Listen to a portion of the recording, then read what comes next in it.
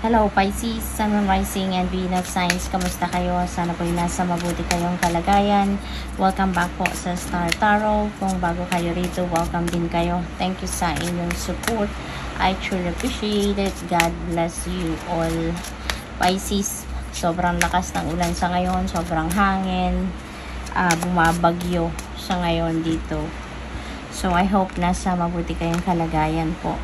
We have mountain. Know that you are protected as you face challenges but remain cautious. Ayan. So, you really have nothing to worry about, no? Kasi you're divinely protected as the card says, no? Kaya dapat ano lang tayo, palakasin lang natin ang ating kalooban.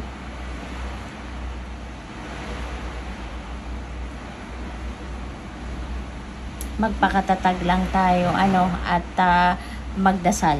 Okay? So, kahit anuman ang mga challenging situations na maaring ma-encounter ninyo along your journey, rest assured na malalagpasan ninyo yan. Okay? What else? We have luck. Wow, napakaganda. So, this is the 4-leaf clover, no? So, good luck is on your side. Napakaganda naman ito. So, there are a lot of maaring iba't ibang klaseng opportunities na maaring dumating sa buhay ninyo at this time. At yan ay makakatulong sa inyong sitwasyon, swerte kayo. So yung swerte na to could be in any area of life, depende sa inyong sitwasyon. So we have lovers. Ayan, so maybe ang iba sa inyo dito is having that love connection, no? Maaring meron kayong mabubuong love connection between you and another person sa ngayon. Probably then ang iba sa inyo nasa isang love relationship na, no? Possible. At maaring sa ngayon mas lalo pa ninyong mas lalo pa kayong magiging strong, harmonious ang relationship, mas magiging loving pa kayo with each other, sabi din dito, be true to yourself. Okay? So siguro Pisces, kailangan din kung ano yung iniisip ninyo, ano yung nararamdaman ninyo, yan din po ang i-express ninyo, para nang sa gayon laging maayos, maganda lang ang inyong samahan ng inyong person. So, let's see kung ano pa ang kaganapan dito for Pisces. We have come to the edge. Ayan, so this is a new beginning energy. You are taking a leap of faith dito, no? So, maybe meron kayong sisimulang bagong chapter sa buhay ninyo na you've never done this before.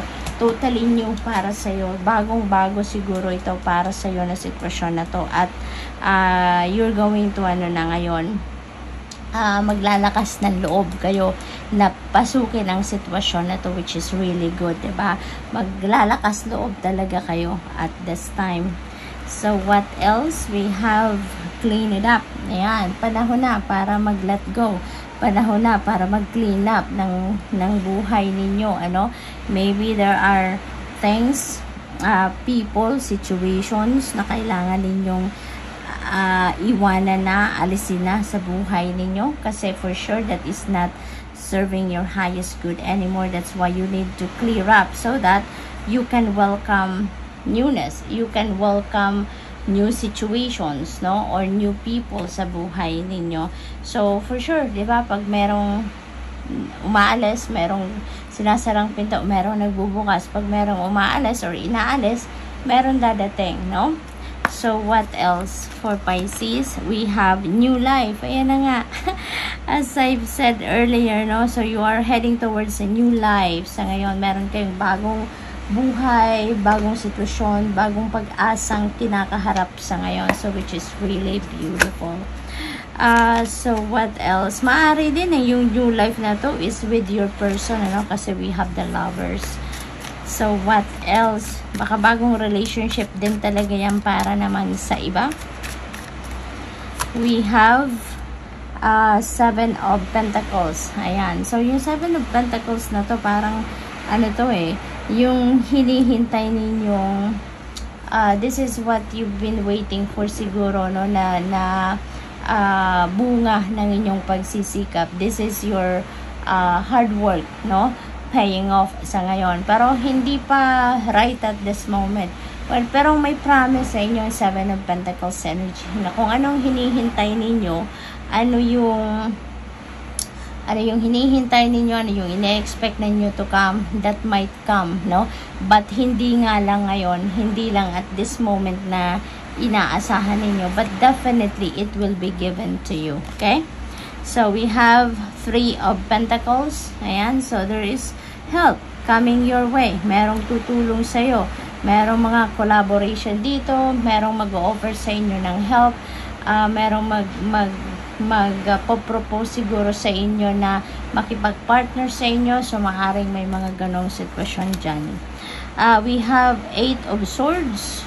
Ayan, so yung 8 of Swords energy na ito is ano kayo dito, yung feeling trapped, no? Parang siguro ito yung pinanggagalingan siguro ninyong sitwasyon. Now, dati hindi kayo makapag-move on sa buhay, hindi kayo makapag-move forward, hindi kayo makapag-take action sa mga bagay-bagay nung una kasi maybe you are scared, maybe may mga pumipigil sa'yo, no? Maybe mga sabi-sabi ng ibang tao, negative comments, maaring yun ang nag-hold back sa inyo. Pero ngayon, that is coming to an end na, no? Maybe isa ito, no? Yung pag-hold back na to, maaaring ito yung isa sa mga babaguhin ninyo sa buhay ninyo. 'Di ba? Meron kayong clean it up. Maybe isa tong itatapon nyo ng pakiramdam ninyo because meron na kayong come to the edge. You're heading towards a new life, diba? You're heading towards a new situation. Okay, this is really a very good development. So, good luck. Thank you for watching. Love and light. Namaste.